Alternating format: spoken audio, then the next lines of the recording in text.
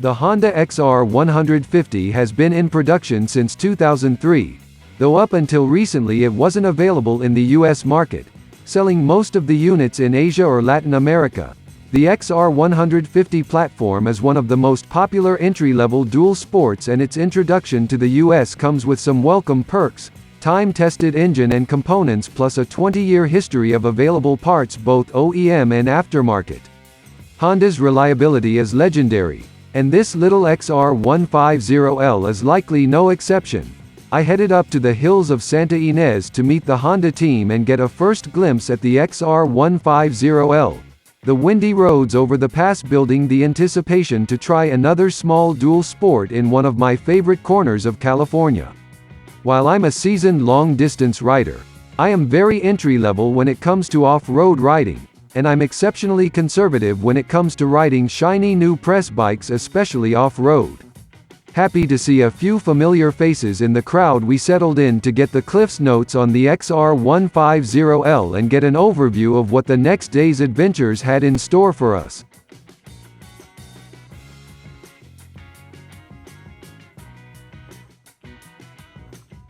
The XR150L fits the mold of the standard entry-level dual sport: lofty seat height, high-arched plastic fender, long travel suspension, and not quite aggressive enough stock tires. A quick look over the controls and gauges keep things simple, and throwing a leg over instills immediate confidence in how light and nimble the bike will be. Weighing in at 282 pounds wet, the 149cc motor doesn't have to work too hard to propel you away from the curb and into an adventure. One of the few new production bikes with a carburetor, it's an excellent idea to warm up the engine before takeoff. Though the engine is so quiet it was hard to hear it purring away with earplugs and a helmet on. Light clutch pull and smooth shifting are sure to make any new rider at ease while tooling around a parking lot or dirt trail alike. The wide plush seat is a surprising comfort, the shape reminiscent of those you'd find on a bigger bike.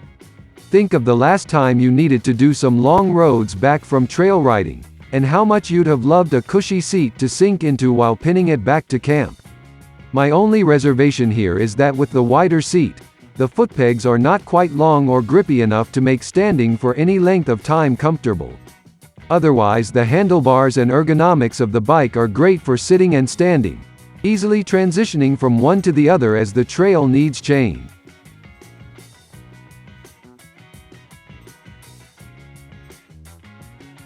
Equipped with the largest fuel tank in its class, the 2.8-gallon tank is easily accessible through a locked gas cap, though you'll find you won't be fueling up very often.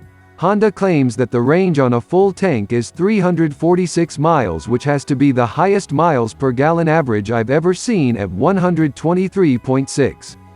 For those who need a bit of a visual, that's the equivalent of riding from San Diego to Las Vegas, albeit very slowly and still having a few spare miles to tour the strip and take a snapshot at the "Welcome to Las Vegas" sign. Personally, I would love to know what the off-road miles per tank is. As we all know, fuel usage is very dependent on how much you're struggling in sand, and for how long. Our day of testing led us to a quiet ranch tucked away in the hills, where an assortment of marked trails invited us to test the bike's capabilities away from the pavement. The 19 front and 17 rear wheels could absolutely be coaxed down a trail, bouncing over ruts and rocks with ease. Downshifting to get some more control while aiming uphill was easy to accomplish while standing, and a quick stop at the top of a climb to assess the downhill path was a breeze with the dual-piston hydraulic front brakes and 110mm rear drum brake working in tandem. Faced with my worst fear, a deep and steep sandy downhill, I plunged forward only a few meters before the front wheel turned into a ski and I was up to my ankles in the softest silt Central California had to offer.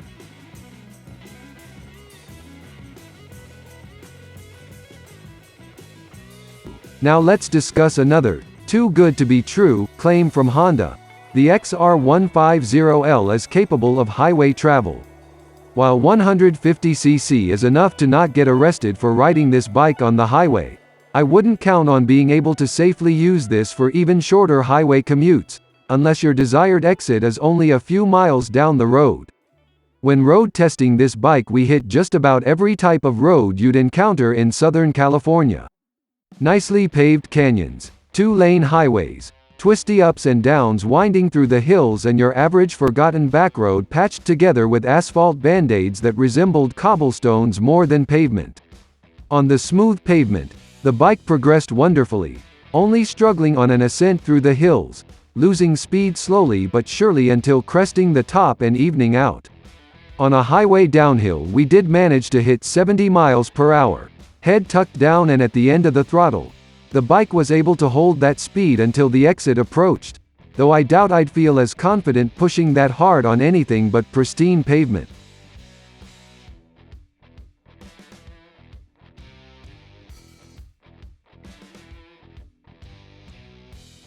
Additional perk of this soon-to-be camp classic: the rear luggage rack is included on the stock setup, and the plush pillion seat and rear footpegs make hauling a friend or firewood easy as pie. Aftermarket options that are available include hand guards, engine skid plate, a 12-volt accessory socket, and an assortment of soft luggage, like panniers and a tank bag. As a relatively new off-road rider, I find this bike quite approachable, easy to pick up after a spill on the trail, and at an MSRP just shy of $3,000 an easy choice to make when it comes to taking the first leap into trail riding. The top speed and long mileage range with the 2.8-gallon tank also make it an excellent moto for around town, throwing it on the back of an RV or van for a camping trip, or a quick scoot to the beach for a surf session. I think it's only a matter of time before we see a pair of these tackling the Trans-America Trail or your local backcountry discovery route.